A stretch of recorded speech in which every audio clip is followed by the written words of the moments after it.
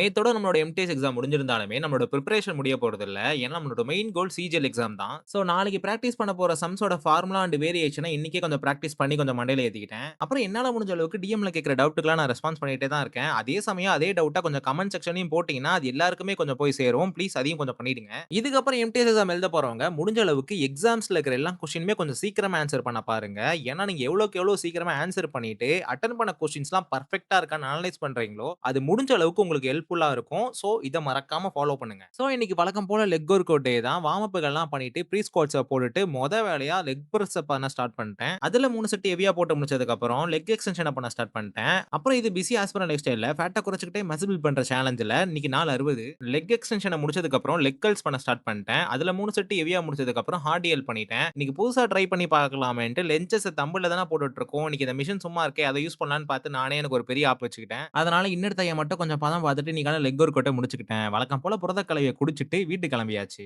இரவு உணவுக்கு தந்தூரி சிக்கன் மற்றும் 2 வீட் பிரெட்டோட இன்னைக்கான இரவு உணவு முடிஞ்சது. மீண்டும் நாளை ஒரு புதிய நாள்ல புதிய வீடியோல உங்கள சந்திக்கிறேன் கைஸ். பாய்.